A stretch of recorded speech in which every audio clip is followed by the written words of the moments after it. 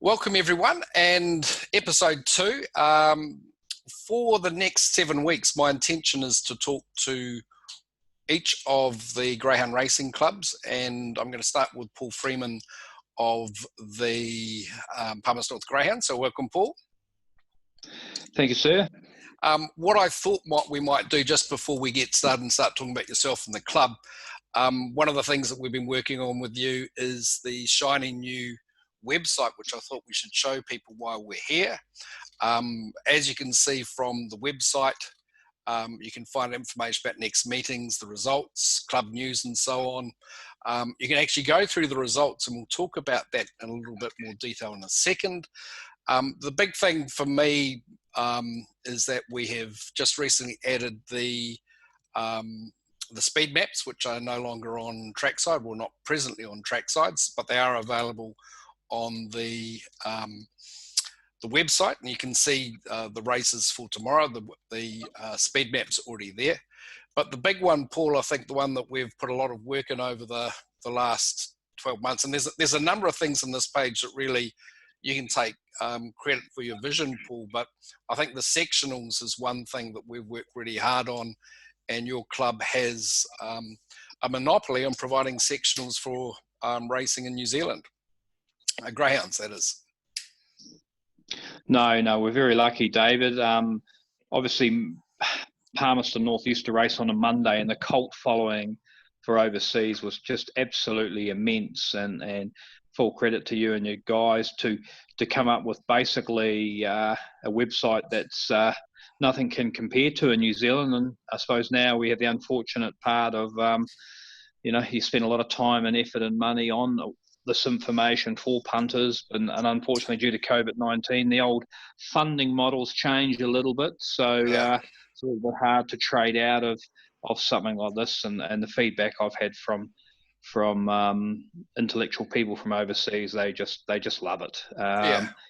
Everything is there, and now I suppose we just need to concentrate on educating New Zealand punters and trainers, of course, too. Well, I think that's been, I know the feedback at Addington is that the trainers lack information as well.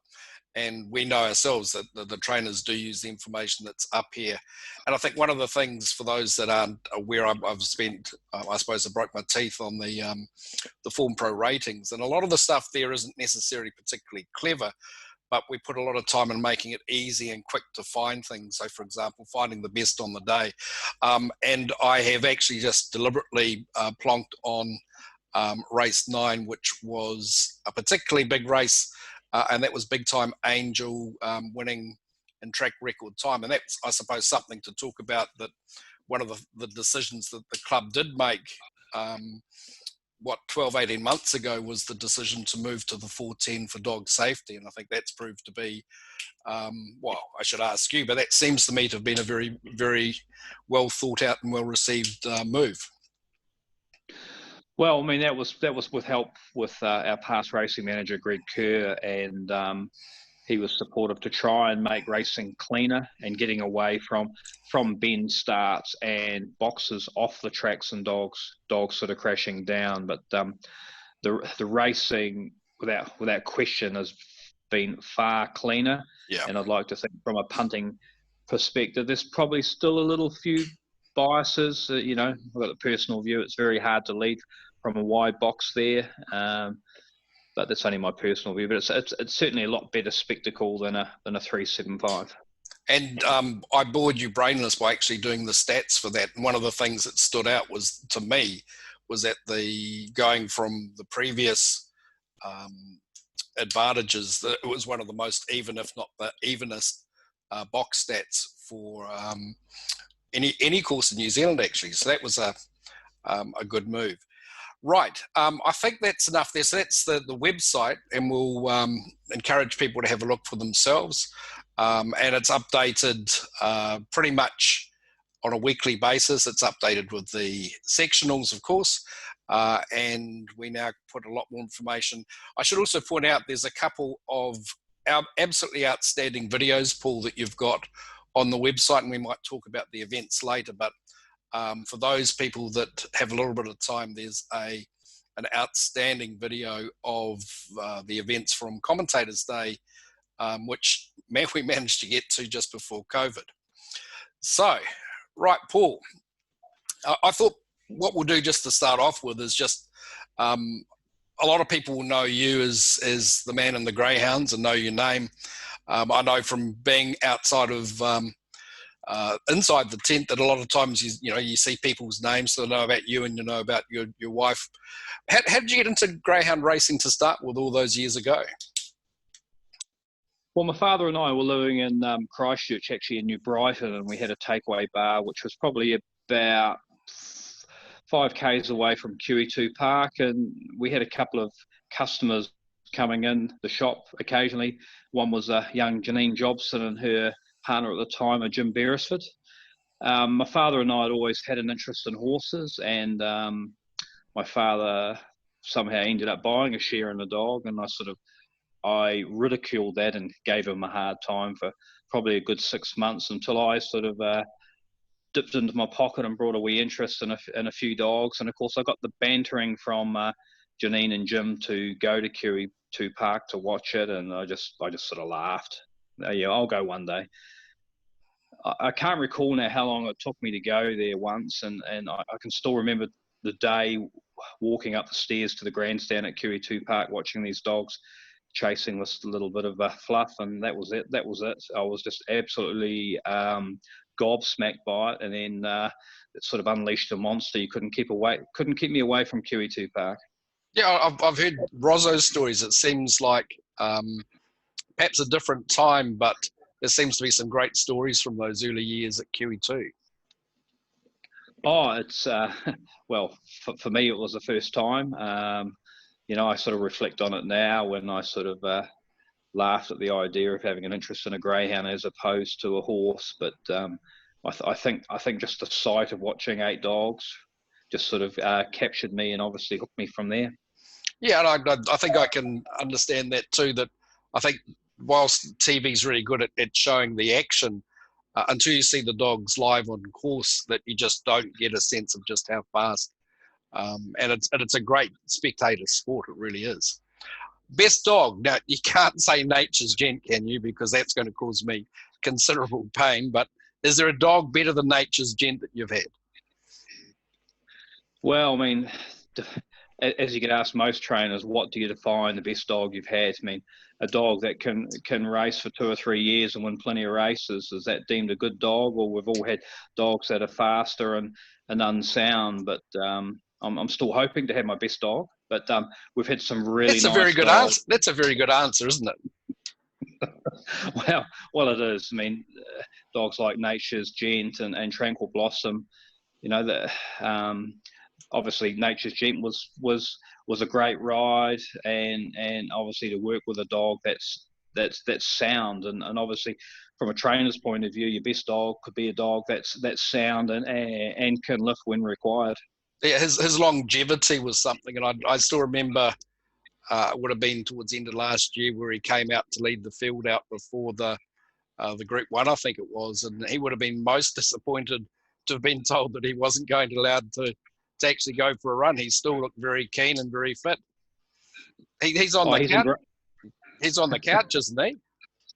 He was for a while, but he's been playing up a little bit, and now he's basically been on work, you could probably say, at the start of lockdown. We sort of bantered around about bringing him back, but you wouldn't have thought he wasn't racing. He gets treated like a race dog, and he just loves it. And we're sort of in the process of moving, so he'll end up with a more suitable place out of a kennel, hopefully. Right. On to the next thing, and I suppose the reason for this chat is, we've talked to you as the trainer and as the person, but I suppose the thing that a lot of people will be more interested in, or most interested in, is what's happening with Palmerston North. And I know myself, when I saw that the Palmerston North of Manawatu harness was being chopped, that I had some, I suppose, questions, but it doesn't seem to have had any impact on Palmerston North Greyhounds at this stage. What's the future, do you think? Oh, I mean, the future's good for the Greyhound Club. The relationship we've got with the Trotting Club is first rate, and at a time like this, we know we've done all we can to support the Trotting Club, and I don't know if it's out there yet. They've managed to secure some licenses for next season. Oh no, I didn't know. Well, this could be breaking news, Paul. We could literally be breaking the news, and unless the lawyers get hold of me beforehand, we'll make that. That is good news. Well, I mean, it's a secret. It's a secret that everyone knows. Like most things in the racing industry, you tell one person, they tell one person, 111 people know. So unofficially, it sounds like there's at least 4 dual codes after the dogs finish on a Tuesday. A couple of standalone meetings, and of course, Golden Chase dual code. So, I mean, I think roughly 65 to 68 races next season. We're in the situation of drawing up a lease with the Harness Club, and that's a fair few years, 3 or 4 year lease with renewal. So things are fairly good, and City of Palmerston North, plenty of the local businesses and the council and the Greyhound Club will do anything to make sure that we have harness racing continue on there. And I have to say, as just the pure event, the Golden Chase 18 months ago was, if not the best day of racing I've ever had, damn close to it. And that was the experience that I think, or that was the opinion that a lot of people on course had, and that can't have been a hindrance at all to Manawatu, because having the harness alongside the dogs for that night was just a brilliant night. And then feeding into the Manawatu racing at Awapuni, it was just a great weekend. Oh, it's a wonderful time, and I'm sort of a little bit excited the fact that there might be some mini meetings of trots after the Greyhounds on a Tuesday, and to be able to keep that dual code meeting. Yeah. Meaning there's some really great people in racing in Palmerston North, and it'll be great to have more dual codes so we can get a little bit more exposure for both codes. And I enjoy watching a harness race, and we've had association with people in that code, and vice versa. Well, and of course, there's a few people in harness now actually getting more than involved with the dogs, aren't there? The other point I was going to, I suppose, touch on is that you have an involvement with Hat Trick these days as the operations manager. Yes, no, I've been lucky enough to be there probably 5 or 6 months now, and we all try and find our calling in life, and to be honest with you, I just love that job with a passion, because we're sort of limited at Palmerston North. I've only got two feature meetings, and Wanganui is the next step up where I'm hoping to try and make my mark, and we're getting some very big crowds there, and I'm loving it. I'm loving it to bits there, actually. Well, I think in a way with COVID things have changed so much, but if you look at the concept of a circuit with Hat Trick racing twice, Palmerston North racing at least once, then you've got venues that appeal to a number of dogs, and it supports a good base of dogs 3 days a week, and there isn't a lot of travel involved, is there? Or for most of the trainers, I should say. Oh, I mean, for the trainers, it's fantastic now, and now I've probably taken a back seat. I mean, to be honest with you, I didn't see one race last Friday at Hat Trick. It was just more now for me focusing on people and trying to improve on their experience. So just, I suppose, the one thing before we get on to the two big events, the track at Palmerston North must be in great condition, because we saw Big Time Angel break the track record last week. The rating said she would too. And then there was almost a track record at the distance event. So the track must be in just perfect condition at present. We always have a few problems around winter, fine weather, then a rain, and the surface just changes totally. And there's been an ongoing problem. Last year we were going to resurface. We managed to get through it, and we put a funding application in with Rita, which we got approved.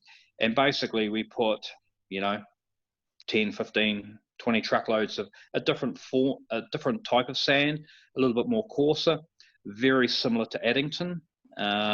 Very noticeable for me when dogs come off the track. You've got sand on dogs' faces, which you never used to get in the northern region. Now that sand's just starting to pack down now and take the rain, and we've got plans to have irrigation going in very shortly too, so that should keep that track. I never like to see tracks lightning fast, but the amount of give in that sand for the times they're running, it's hard to comprehend really. I remember Dave from Cambridge where they'd skip across the top and run fast. They're still going in half an inch. There's still plenty of footing. Just that change of sand and the way the weather's been really. Yeah, no, there's been some great racing. I suppose the last couple of things to touch on, as you mentioned, you've got the two big days, but both of those events really stand out on the calendar. For those that aren't familiar, the first one is the Golden Chase, which was, I suppose, based on the Amazing Chase, but it's become an event of its own right. And I like the fact that perhaps you can talk about that in more detail, but it fits into a whole concept of the codes working together and it is very much a Manawatu-wide event now. And the other one, which is a little bit more niche, but again, an outstanding day, is the Commentators Day. So perhaps you can tell us a little bit more about both of those, in particular what the plans are for. Perhaps we start with the Commentators Day first. Are there plans for a repeat next year, given all the changes with COVID? I think I'll be doing my best. There's some absolutely outstanding figures. Obviously, at the end of the day, the people that help assist with funding for these, they want to see a return, and the domestic turnover was up 30%, and I think the total turnover was just over 400,000, and wow. The export turnover was just off the charts, like over $2 million on a Monday. I always used to joke, summertime Palmerston was known as $1 Million Monday because the combined turnover would be around $1 million, but that day generated close to $2.5 million. It just shows what you can do with the assistance of other commentators and them promoting it in Australia. I'm very thankful for the Palmerston Club that sent me over to the Nationals in Australia last year, where I got a chance to rub shoulders with Jason Lincoln and his team, and Peter O'Neill from Perth. And you just can't put a price on the chance of the value of going to meet some of these people and events, being able to bring all those people back. And we would have had a Bobby Dazzler of a day if we'd managed to have the catching pen filming and Peter O'Neill. But hey, all it does now is just strive me a little bit harder. They turned up in limos last year. Helicopters didn't work out, and I remember joking about them. I'll have them parachuting out of the back of a Hercules next year. So watch this space. But I'll be certainly doing my best to make sure that this is a yearly event. Yeah, and I think that's one of the criticism of a lot of racing in the past is that it's been just sort of a racing and nothing else. But creating events creates the interest, and I think it brings new people into the code. And I think Commentators Day, as you say, is a great one of widening the interest of people in other codes as well. Very disappointing for you and the club with the Golden Chase this year. So close to you were literally 2 weeks or 3 weeks away, weren't you? No, very, very close. And I heard your comment earlier before about what a great day it was last year. You just got no idea how much bigger it would have been this year. The groups that we had booked and that bird cage would have just gone gangbusters with people there. But we just move forward and look forward to next year, hopefully. So looking from, I suppose, it's not even reading through the lines, but it looks like it's all go for next year. Same deal, same type of arrangement for the qualifying and so on. I suppose the problem we all face is the old dollar, isn't it? We all need funding to assist these sort of events, and I suppose we don't really know where we sit with funding next year. And like my fingers are crossed that both those flagship events will reach the powers to be that are happy to throw money at it, so we can make a good spectacle again. Yeah, and I think again, going back to the web, there's some nice stuff on the website that supports it. I think it gives people an idea of just how good those events were. Can't beat being on course for them, Paul. Anything else you think that people would want to know about what's happening with the Palmerston North Club? Are you a completely independent question, but do you have the tote open on course at present? So not at Palmerston. We normally get 2 or 3 walk-ins, and it's just not sort of viable now. Obviously, there's security involved to bring in cash. Right. The whole funding's changed. I mean, the whole race day's changed. You know, we weren't getting the support enough to have a cafeteria, so we can't even offer those services now. So, you know, it reminds me of the old days at Otago Greyhound Racing Club. You'd go in the trainer's room, and if you could fight John McInerney, you'd get a pie out of the oven. So we've gone back to the old style. There, you help yourself to a pie and a cup of tea and a coffee. But it's certainly feels bizarre not having people on.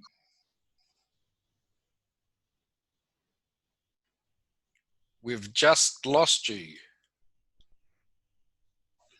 Rozzo must know I'm talking to you. He's trying to ring me. He'll just have to wait. Well, it'll be the one time that Rozzo's had to wait for me. I'd like to thank you, and as I said to you before we started, I think one of the great things about you, Paul, is that you're definitely an ideas man, but you also have the ability to bring the ideas to fruition. And I think the Palmerston North Greyhounds have got a couple of outstanding events, and credit to you and your team. I'm really pleased to hear things are looking positive, and hopefully things will continue to go down the path that they are with the club. Thank you for your time, and I think that you've most likely passed, and that will be your lot. We'll be back next week with another club guest. Thank you, Paul.